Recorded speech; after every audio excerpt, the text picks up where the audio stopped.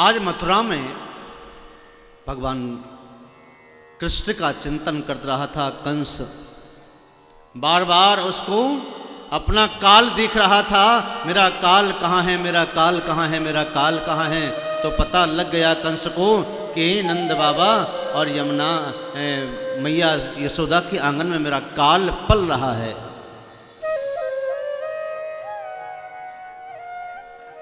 उसी समय नारद जी पहुंच गए।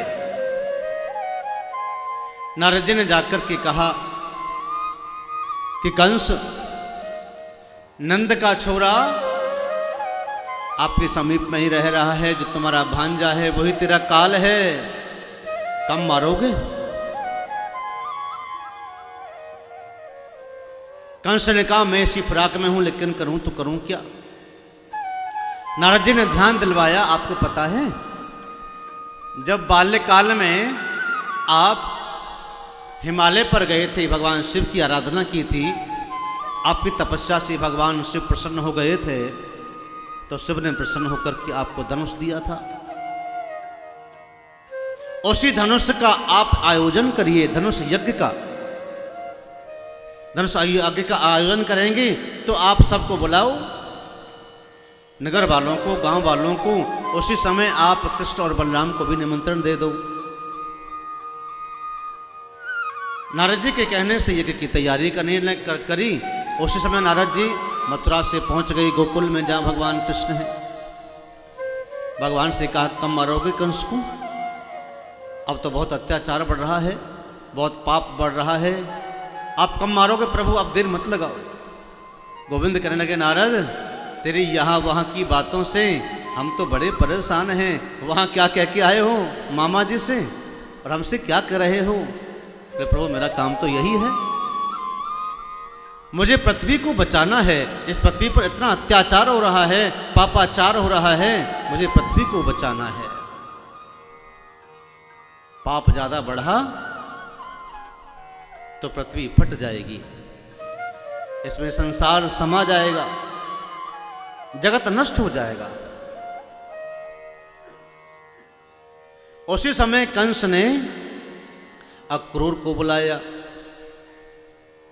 और अक्रूर को बुलाकर के कहा कि जाओ, हम एक यज्ञ कर रहे हैं यहाँ धनुष यज्ञ, और धनुष यज्ञ में कृष्ण और बलराम को ले आओ।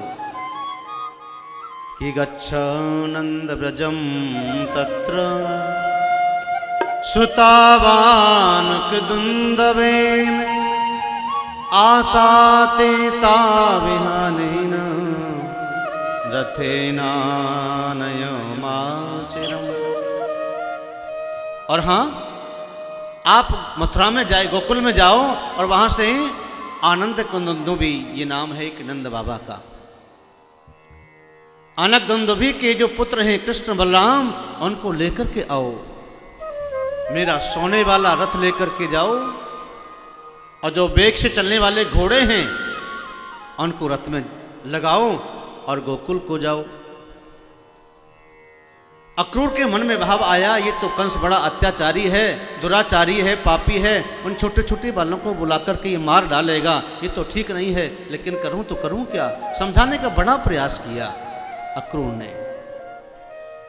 कंस ने कहा अक्रूर, आप हमें ज्ञान प्रदान मत करिए, जो कहा जाए वो करिए, अगर नहीं जाओगे तो मैं तुम्हें मार गिराऊंगा, आपको प्राण से हाथ धोने पड़ेंगे,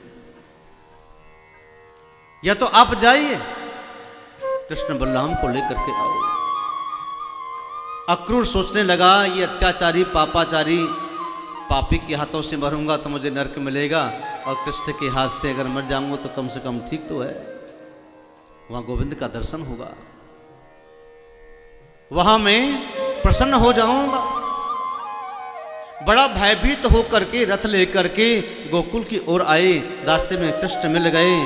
गोविंद ने कह दिया, काका जी, मेरी मैया से और बाबा से, ब्रज गोपिकाओं से, ग्वाल वालों से यह मत कह देना कि कंस मारने के लिए हमको बुला रहा है, क्योंकि ब्रजवासी मेरे प्राण हैं, मैं उनका जीवन आधार हूं।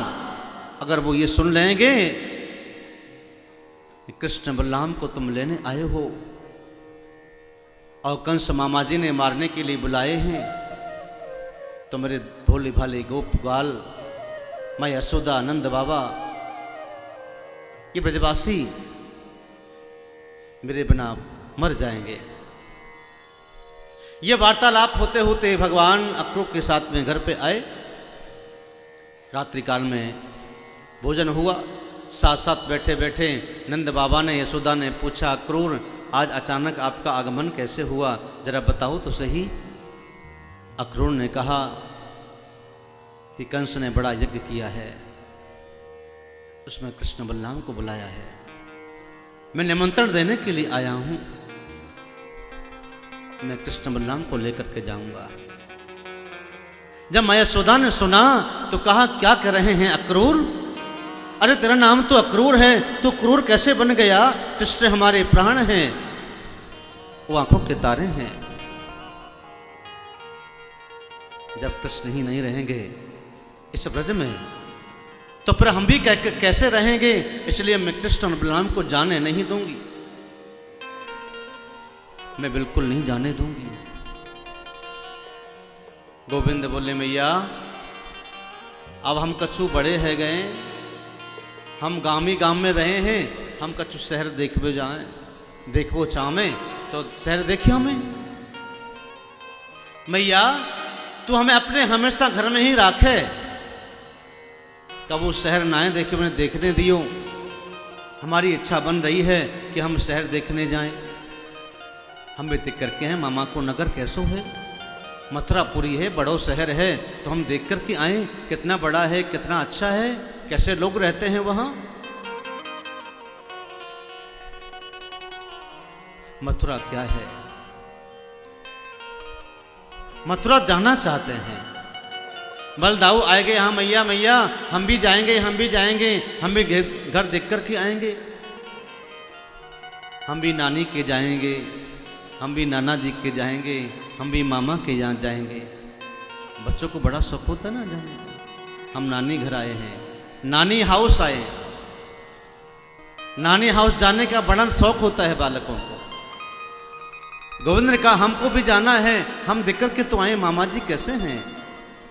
हमने सुना है बड़ा महल है हमारे मामा जी का, जरा दर्शन करके तो आए कैसा है।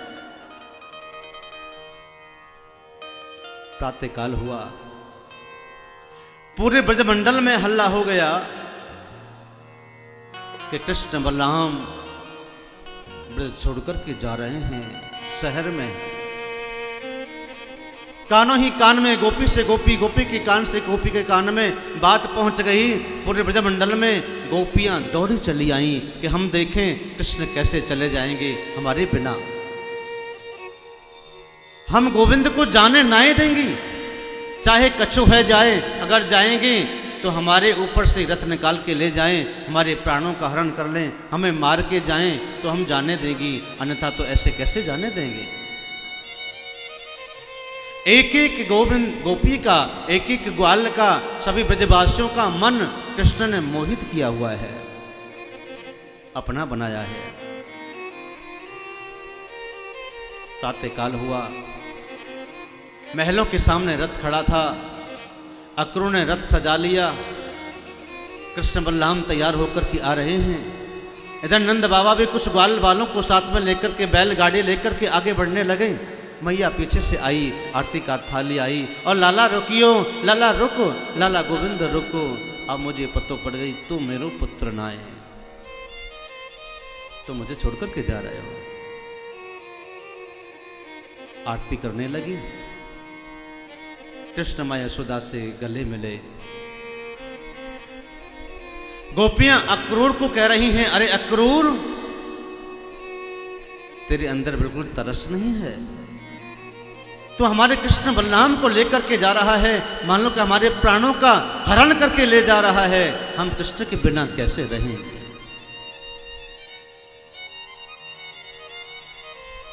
भगवान ने सभी गोपियों को, गोपियों के साथ में ही राधा रानी खड़ी थी, राधा रानी से कहा, राधा रानी अहलादने के सुनी, मेरी गोकुल की लीला आज तक ही थी, आप तो सब कुछ जानती ही हैं। अगर सदैव मैं यहाँ ब्रज में रहूंगा, गोकुल में रहूंगा, तो फिर आगे की लीला कौन करेगा, कैसे होंगी? मुझे आज्ञा दें। और ये लो अपनी बसुरिया, और ये लो कारी कमरिया, ऐसे संभाल करके रखना। अब मैं मथुरा को जा रहा हूं। एक पंक्ति में गोपियां खड़ी हैं, दूसरी पंक्ति में गोपियां खड़ी हैं। ग्वाल वाल ब्रजवासी और सभी रथ के सामने खड़े हो गए। लाला तो हमें रोड छोड़ करके क्यों जा रहे हो? रुदन करने लगे, आंखों के अश्रु बहने लगे बारिश की तरह, मानो कोई बारिश हो रही हो।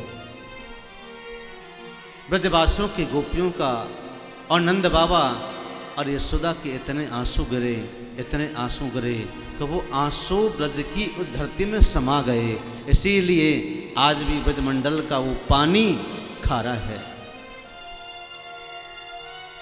आंसू जो गम के आंसू हैं वह जमीन में समा गए, इसलिए आंसू खारा होता है।